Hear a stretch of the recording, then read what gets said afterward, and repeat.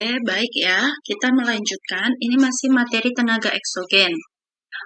Hanya saja, tadi sudah kita belajar tentang pelapukan, sekarang kita akan belajar tentang yang namanya erosi. Erosi itu disebut juga apa, Mbak? Ini disebut juga sebagai pengikisan batuan ya. Jadi, erosi ini pengertiannya sebagai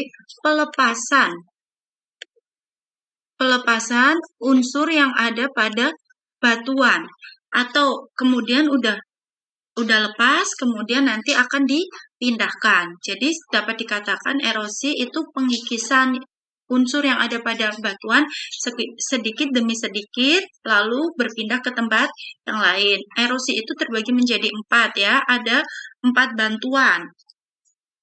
Jadi keempatnya ini, misalkan ini dibantu oleh tenaga air. Dibantu oleh tenaga air, lalu dibantu juga oleh tenaga angin, es, dan juga air laut. Yang pertama, erosi yang disebabkan oleh angin. Yang disebabkan oleh air. Ini disebut dengan erosi, namanya ablasi. Erosi ini terjadi ketika air yang mengalir sehingga menimbulkan gesekan pada batuan dan tanah yang dilalui. Misalkan ini ada sungai nih. Ya, di sini ada batuan.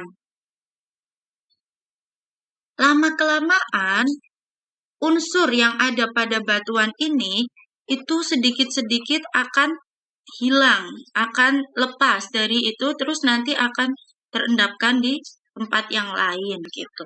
Ya, ini yang namanya erosi, ablasi. Semakin curam suatu wilayah, erosinya akan semakin tinggi. Misalkan lerengnya miring banget gini, Mbak. Miring banget gini.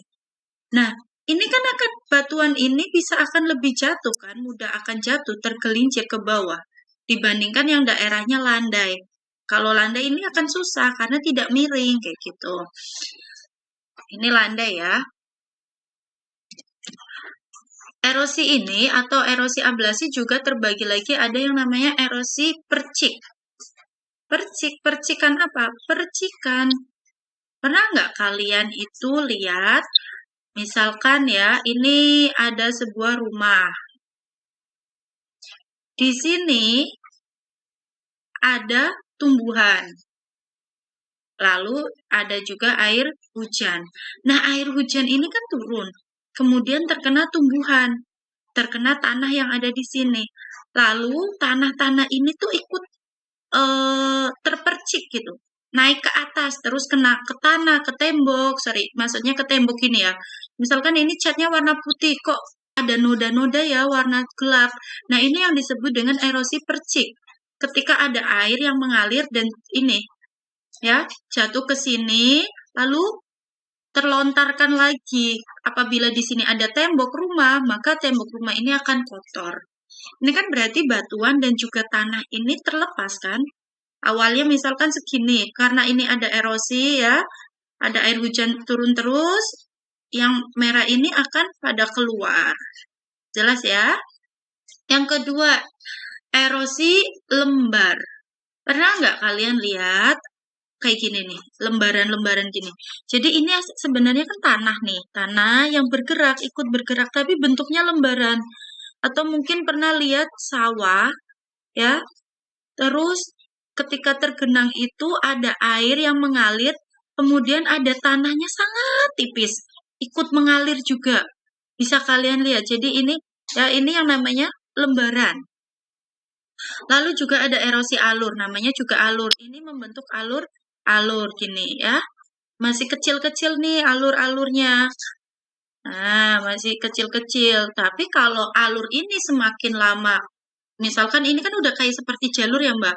Kalau ini nanti air hujan datang terus ke sini, lama-kelamaan erosi alur ini akan menjadi erosi parit. Karena tadi udah ada alurnya, udah ada jalannya. Kalau airnya semakin banyak, ini akan menjadi parit. Jadi akan lebih akan lebih lebar lagi ininya, ya, terpecah-pecahnya. Oke, itu erosi. Yang karena air disebut ablasi.